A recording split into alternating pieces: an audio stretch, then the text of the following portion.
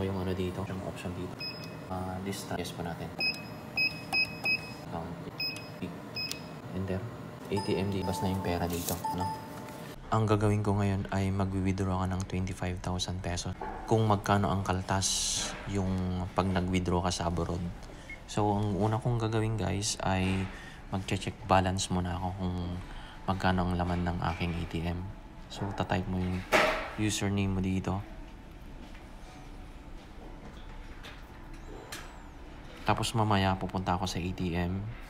Mag-withdraw ako ng 25,000 pesos kung magkano ang kaltas. Yung last is yung password ko dito.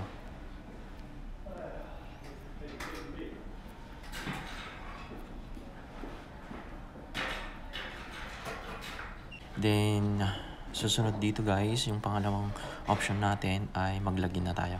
Maybe later, update later. Then, ito nga, yung balance ko ngayon, may 25,000 pesos. Ngayon, pupunta ako sa ATM. So, mag-exit muna ako dito. Tapos, mamaya, maglalagin tayo uli dito kung magkano ang nakaltas dito. Log out na ako dito.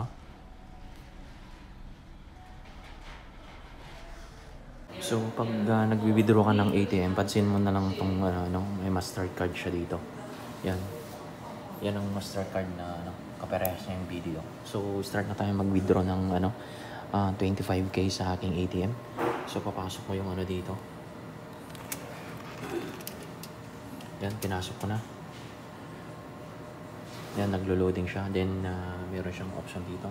Just select language, then English. Then, yes. This transaction will be processed through internal ATM network. Then, continue. Yes po natin. Then, yung PIN mo.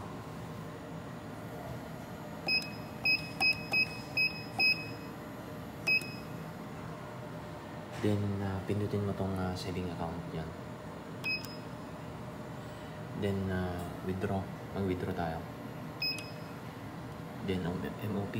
Hindi ako sa Hong Kong, kundi sa MOP. Then, 3.5.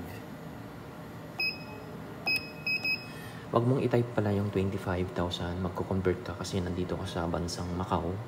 Ang ginawa ko, yung conversion ng then enter mo na. Yung conversion ng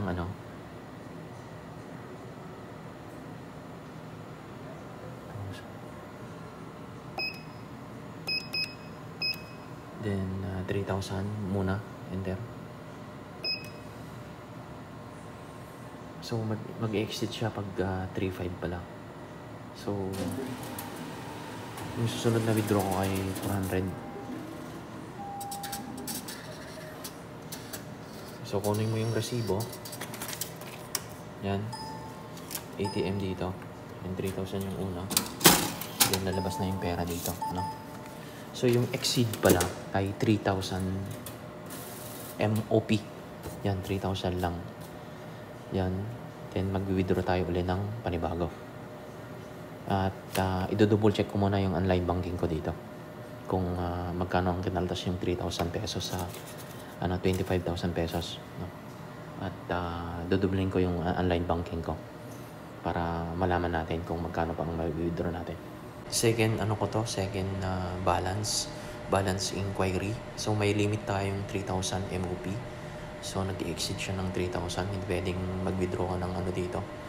So ang gagawin ko ay pupunta ka dito sa online banking ko na video. I-compute ko ngayon yung magkano ang kinaltas. Then online banking. Then,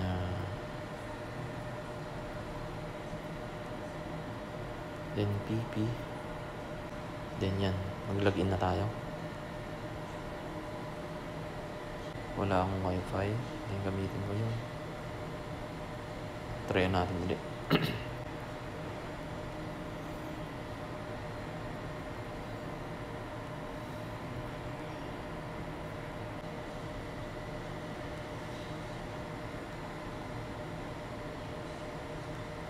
So, mayroon pang 3,238 pesos. So, i-compute natin mamaya. Then, magkano ang nakaltas, no? So, mayroon pang 3,323. So, i-log out natin to. So, may 3,238. Log out. 3,000. Isang option pa tayo. Isang withdraw pa tayo ng 400.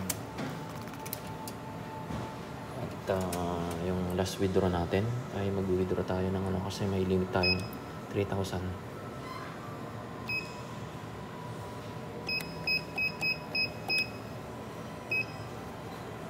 Saving. Withdraw. Off. Then 400. Nakabila kaya? Enter. Sana maka-withdraw tayo ng 400.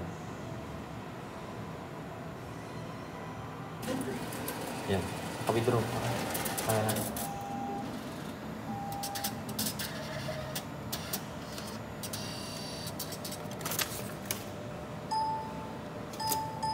Yan. Kunin natin yung pera. Ba? Yan. Yan. Yan. At babalik na ako sa area ko. Yan, yung ATM. Last option natin ay yung last balance natin, no? Kung magkano natira sa 25,000 na winidraw natin. So, dito, maglalagin na naman ako sa online banking ko. Yung final na natin. Final check balance natin ng ating BD online banking.